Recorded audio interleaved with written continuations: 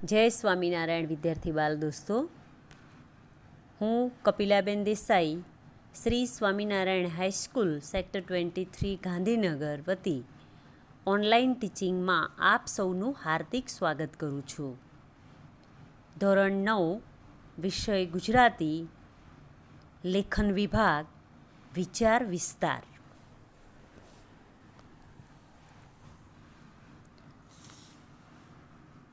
વિદ્યાર્થી બાલ દોસ્તો, સાહિત્યના સ્વરૂપો પૈકી એક રૂપ વિચાર વિસ્તારનું છે. મનગમતી કોઈ કાવ્યકડીમાં મરજીવાની જેમ ડૂબકી મારીને તેના અર્થોરૂપી મોતીને પ્રાપ્ત કરવાની કળા એ આ પ્રકારના લેખનમાં સમાયેલી છે. પોતાના વિચારો ટૂંકા પરંતુ સ્પષ્ટ સ્વરૂપે રજૂ કરવા માટે વિચાર વિસ્તાર લેખન એક ઉત્તમ સાહિત્ય સ્વરૂપ છે. વિચાર વિસ્તાર એટલે શું? આપણને પ્રશ્ન થાય ને કે ભાઈ વિચાર વિસ્તાર એટલે શું? તો કાવ્ય પંક્તિની અંદર રહેલા ભાવાર્થને સરળ ભાષામાં સમજાવતી લેખન પદ્ધતિને વિચાર વિસ્તાર કે અર્થ વિસ્તાર કહે છે.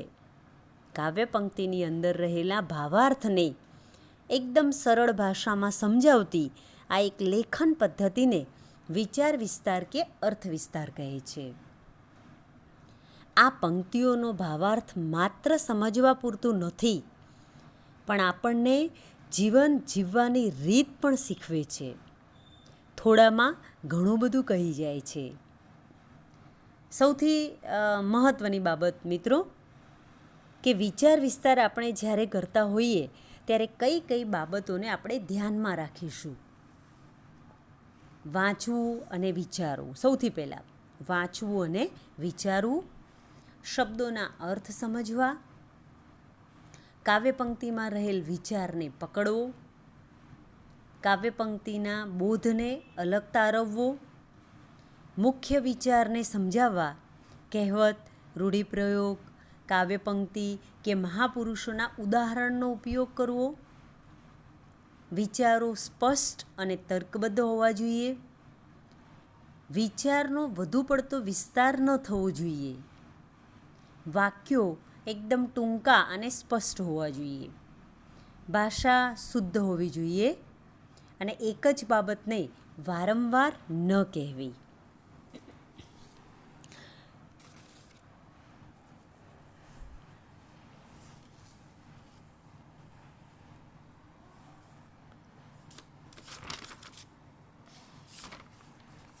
પંક્તિને 2 થી 3 વાર વાંચવાની છે મિત્રો.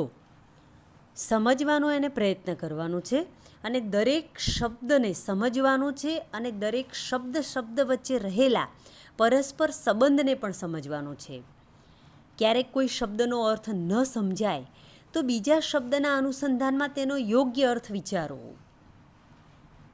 પંક્તિના વિચારને સમજાવ્યા બાદ એને સુસંગત એવા અન્ય ઉદાહરણો વિચારવાના છે. દાખલા તરીકે, અમને નાખો જિંદગીની આગમાં, આગને પણ ફેરવીશું બાગમાં. આ પંક્તિ પૂછાઈ છે તો આપણને સ્પષ્ટ છે કે શું કહેવા માગે છે.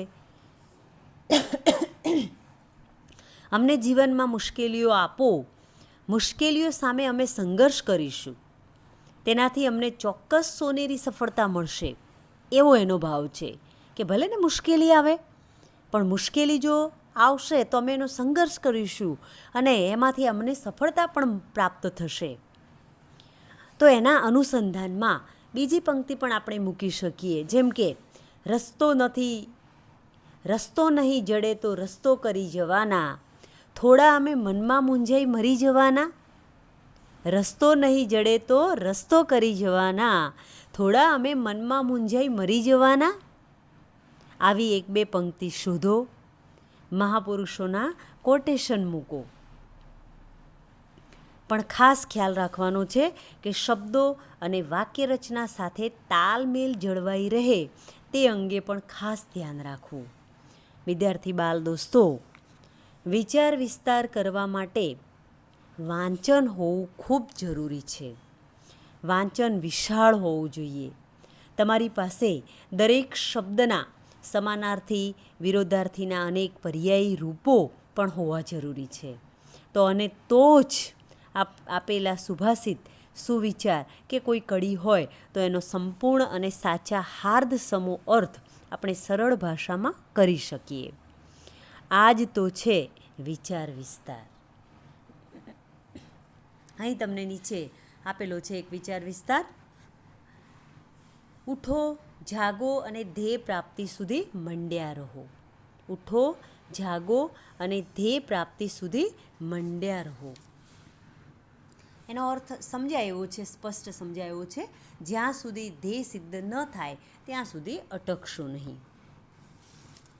ઉપરોક્ત વાક્યના શબ્દો મહાન ગુરુ એવા રામકૃષ્ણ પરમહંસના પ્રતાપી શિષ્ય એવા સ્વામી વિવેકાનંદજીના છે. વિવેકાનંદજી જાણીતા વિચારક હતા. વિદ્યાર્થી બાલ દોસ્તો, દેશ અને દુનિયાના યુવાનોને પ્રેરણા આપતા વિવેકાનંદજીએ કહ્યું કે ઉઠો, જાગો અને જ્યાં સુધી ધ્યેય સિદ્ધ ન થાય ત્યાં સુધી અટકશો નહીં. વિવેકાનંદજી એ બાળકના સર્વાંગી વિકાસ પર ભાર આપ્યો છે અને તેમનો મુખ્ય ઉદ્દેશ દરેક યુવાન આત્મનિર્ભર બને અને સમાજની સેવા કરે. તેઓ હંમેશા કહેતા, service two main is service two God. Service two main is service two God. સૌથી પહેલાં તો એક ધ્યેય નક્કી કરવું પડે અને જીવનમાં મુશ્કેલીઓથી ડરીને જીવનનું ધ્યેય ક્યારેય નીચું રાખવું જોઈએ નહીં કે એને બદલવું પણ જોઈએ નહીં. કહેવાય છે ને કે ધ્યેય વિનાનું જીવન સુકાન વિનાની નાવ જેવું હોય છે. મનુષ્ય જીવનમાં કેવું લક્ષ્ય રાખે છે અને એને સિદ્ધ કરવા માટે કેવો પરિશ્રમ કરે છે તેના પર તેના ભવિષ્યનો આધાર છે. સંસ્કૃતમાં એક સુભાષિત છે કે ઉદ્યમેહિ સિદ્ધ્યંતી કાર્યાણીન મનોરથૈ. ઉદ્યમેહિ સિદ્ધ્યંતી કાર્યાણીન મનોરથૈ. સખત પરિશ્રમથી જ કાર્ય સિદ્ધ થાય છે. કોઈપણ કાર્યને સિદ્ધ કરવા માટે સખત પરિશ્રમ ખૂબ જરૂરી છે. સ્વામી વિવેકાનંદજીનું જીવન એ તો પુરુષાર્થની પારાશીસી સમાન છે. બાલ દોસ્તો, મહેનત કરનારને હંમેશા ઈશ્વર મદદ કરે જ છે. યા હોમ કરીને પડો ફતેહ છે આગે, એ શ્રદ્ધા અને હાકલ પુરુષાર્થીની છે. ઉચ્ચ ધ્યેય માટે પ્રખર પુરુષાર્થ કરનાર વ્યક્તિ જ જીવનને સફળ કરી શકે છે. એવું કહેવાય છે કે main is the architect of his own fat. Main is the architect of his own fat. મનુષ્ય જ પોતાના નસીબનો ઘડવૈયો છે. પોતાના જીવનનો ઘડવૈયો મનુષ્ય પોતે જ છે. પોતે જ એનો આર્કિટેક્ટ છે. વિદ્યાર્થી બાલમિત્રો, ગાંધીનગરના પ્રસિદ્ધ એવા અક્ષરધામ પ્રદર્શનમાં એના જે પરિસરમાં દાખલ થતાં જ સૌ પ્રથમ દૃશ્ય છે એમાં પથ્થરમાંથી માણસ પોતાના હાથે જ પોતાના સ્વરૂપને કંડારી રહેલો દેખાય છે. આ ઉદ્ધમ અને ધ્યેયની પારાશીસી છે. સંસ્કૃતમાં કહેવાય છે કે ચરતી ચરતો ભગ, ચરતી ચરતો ભગ ફરે તે ચરે. મતલબ કે હંમેશા ફરતો રહે છે, જે કાર્ય કરતો રહે છે તેનું ભાગ્ય પણ હંમેશા ફરતું રહે છે અને જે બેસી રહે છે એનું ભાગ્ય હંમેશા બેસી રહે છે. સૂતેલા સિંહના મોઢામાં હરણા કદી જતા નથી. સૂતેલા સિંહના મોઢામાં હરણા કદી જતા નથી. તેને પોતાના પેટની ભૂખ મટાડવા પરિશ્રમ કરવો જ પડે છે. એટલે વ્યક્તિએ પોતાના જીવનને સુખમય બનાવવું હોય તો સ્વાશ્રય, આપબળ અને પુરુષાર્થને ગોડફાધર બનાવીને ચાલવું પડશે. પોતાની બુદ્ધિશક્તિ અને જહેમતની મૂડી પર જ સિદ્ધિ મેળવવા મથવું પડશે. વિદ્યાર્થી બાલ દોસ્તો, નીચે બીજો એક આપેલો છે કે વિદ્યા પુસ્તકમાં અને પર કબજામાં ધન. વિદ્યા પુસ્તકમાં અને પર કબજામાં ધન. ભીડ પડે કામ ના આવે એ વિદ્યાને ધન. ભીડ પડે કામ ના આવે એ વિદ્યાને ધન. એનો અર્થ આપેલો છે કે પુસ્તકમાં રહેલી વિદ્યા અને પારકા હાથમાં રહેલું ધન જરૂર પડે ત્યારે તે વિદ્યા કે ધન એ કામ લાગતા નથી કે એ કામમાં આવતું નથી. જો પુસ્તકમાં સમાયેલું જ્ઞાન કામમાં આવતું હોય તો લાઇબ્રેરીના કબાટ એ જ્ઞાનનો ખજાનો કહેવાય. તેવી જ રીતે બેંકના લોકર પણ માલે તુજાર કહેવાય. જેમ કેશિયર સાંજ પડે કરોડો રૂપિયા ગણે અને મૂકે, પરંતુ એમાંથી એક પાઈ પણ પોતાને કામની નહીં. માટે જ કહ્યું છે કે પુસ્તકના જ્ઞાનને વિચારમાં મૂકો. પુસ્તકના જ્ઞાનને શું કરવાનું છે? વિચારમાં મૂકો અને વ્યવહારમાં અપનાવો તો આપની કલા, કુશળતા અને કારીગરોનો ખૂબ મોટા સમુદાયને અસર કરતા બને અને વિશ્વની સુખાકારી માટેનો ઉપાય બને.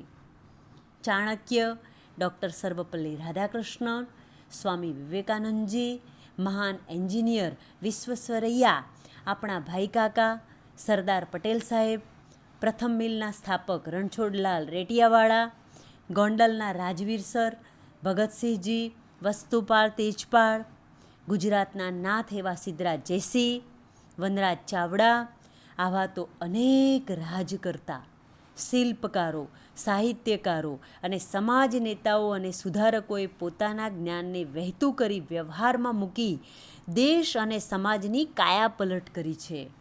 તેવી જ રીતે તિજોરીનું ધન આપણી જરૂરિયાત માટે ન વપરાય અને એ સોના મોહરો શું કામની? આપણી પાસે ધન હોય તો તેનો યોગ્ય માર્ગે વાપરવું અને જ્ઞાન હોય તો એની જરૂરિયાત પૂરતું વાપરવું. બંને પારસમણી જેવા છે બાલ દોસ્તો, બંને પારસમણી જેવા છે, પરંતુ સાચી દિશામાં અને ચોક્કસ સ્થાનમાં વપરાય ને તે અગત્યનું છે. યોગ્ય સ્થાનમાં વપરાય એ અગત્યનું છે. વિદ્યાર્થી બાલ દોસ્તો, વર્ષ દરમિયાન તમારા વિવિધ વિષયો જેમ કે ગણિત, વિજ્ઞાન, અંગ્રેજી, ગુજરાતી વગેરેના પાઠની તૈયારી કરવામાં આવે તો પરીક્ષામાં પૂછાયેલા કઠિનમાં કઠિન પ્રશ્નના જવાબ તમે સરળતાથી કરી શકો. પરંતુ જો કોઈ એવી તૈયારી ન થઈ હોય તો સહેલામાં સહેલા પ્રશ્નનો જવાબ પણ આપણને ના આવડે. તો આ થયું પુસ્તકનું જ્ઞાન પુસ્તકમાં પડ્યું જ રહ્યું, જે આપણા સુધી ન પહોંચ્યું. માટે કોઈ કવિએ કહ્યું છે કે વિદ્યા હોઠે અને ધન ગાંઠે. એવી જ રીતે નોટબંધી પછી બેન્કોમાં પોતાના ખાતામાં રહેલું ધન પણ આપણે એટીએમમાંથી અમુક મર્યાદા કરતાં વધારે આપણે કાઢી શકતા નહોતા. આપણી જરૂરિયાત અને આપણા પૈસા હોવા છતાંય આપણે પૈસા માટે લાચાર થઈ ગયા હતા. વિદ્યાર્થી બાલ દોસ્તો, છેલ્લે એટલું જ હું કહેવા માગું છું કે આપ સૌ પણ આ દિશામાં વિચારો. આપનામાં જે કુશળતા હોય તેને બરાબર વિકસાવો, જે તમારું ભવિષ્ય બને. કંઠ ગળું સારું હોય તો ગાવાનું, અક્ષર સારા હોય તો લખવાનું, બોલવાની કળા સારી હોય તો એ પણ કરો. વિવિધતામાંથી કુશળતા તરફ વધો અને સર્વશ્રેષ્ઠ બનીને ઝળહળો બાલ મિત્રો, એવી શુભેચ્છા. અસ્તુ. જય સ્વામિનારાયણ.